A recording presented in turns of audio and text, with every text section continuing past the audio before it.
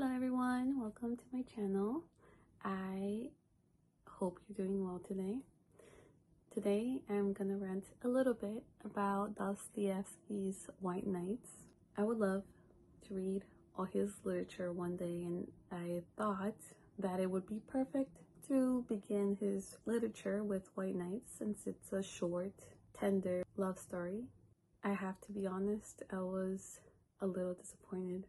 And it's also like, who am I to judge, right? But I can judge, so that's what I'm doing. I am judging hard today because it is not the love story I was looking for. This book paints love in a very naive and unrealistic way that I'm not fond of. I was more annoyed and frustrated than moved, which is not what you want to feel when you're reading a love story.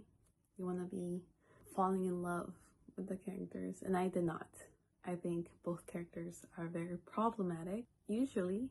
So today, I want to break down as to why I felt this way, and I know a lot of people are going to agree with me. So I'm trying to find those people because I need to rant to somebody. Also, know that since I have to give a little bit of a summary, there are gonna be spoilers, so if you don't want to know about the story, then you should click away. So this story focuses on a lonely man from St. Petersburg who meets a girl named Nastenka, and she meets in a state where they both feel down and are vulnerable, and they both find each other in a very unfortunate state, which is not the best way to meet somebody that you want to fall in love with. They both need a lot of help, and they want to say that they confuse this state of vulnerability and hurt with comfort and love. In short, he's a very lonely man, and she is heartbroken because the love of her life has not returned. And they talk for a course of 4 nights, and of course, he falls in love.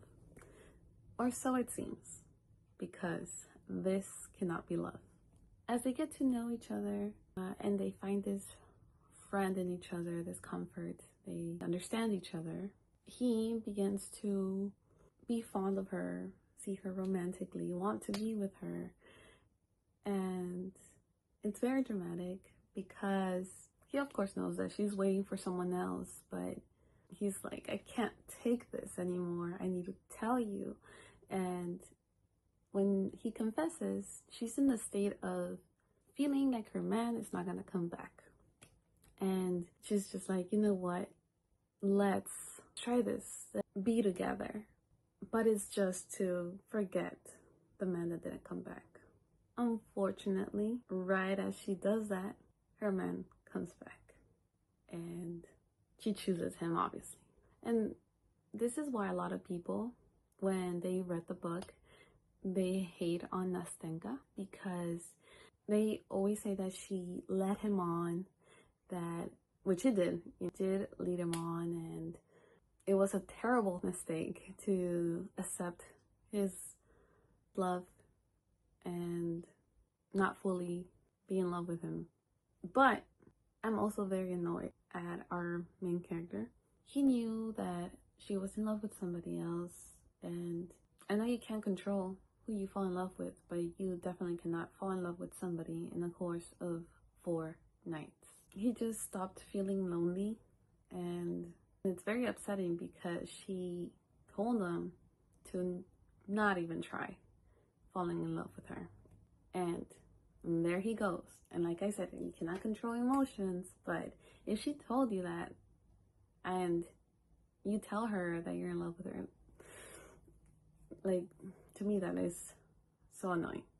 Like, can we not have friends? Can we not be friends? Can you not respect this boundary I told you beforehand?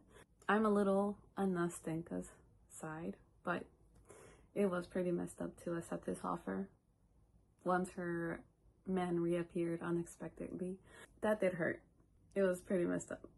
I cannot forget how obnoxious our main character is, because he's just lonely and naive and doesn't understand that this is not how it works. Love does not work this way. Now, I do respect that in the end, he accepted it. He was, I want to say, very mature with her decision to leave, and she apologized. He took it well and just moved on. It was a very sad ending because he just sees her walk away, very in love with the man that she was waiting for. And that's the end. And it's not the love story I needed, because I think we've all been there. It's like we've all fallen in love with somebody. I think this is like very like children's type of love, and I just don't like that it romanticizes this immaturity of not accepting friendship. Some things that I do love are the fact that it's very poetic, beautifully written.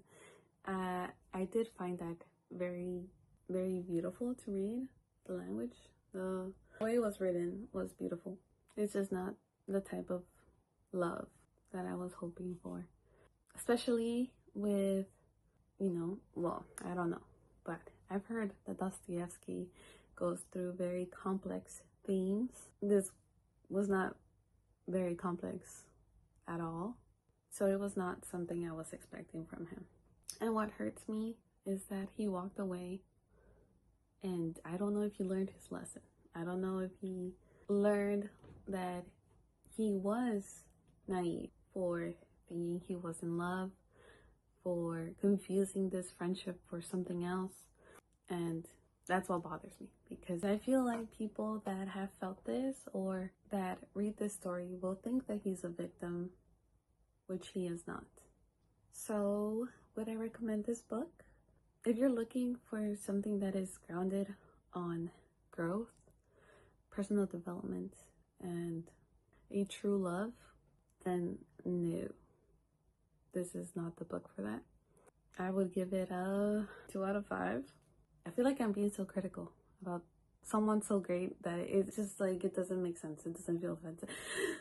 I feel like I am nobody to criticize him. So take it with a grain of salt. Just bought Brothers Karamazov, and it's in that shop. Let me show you. Look at this big board. Oh my god, I am nervous. I don't know when I will start it. Honestly, I have so many books that I want to read before the end of the year that I don't know what big book I'll choose, because I also want to read The Odyssey before the movie comes out, and Don Quixote. So I don't know. I want to take it slow with the big books because I really want to embed them in my brain. I just skim through it. So I will let you know. But I am excited to get into other of his readings.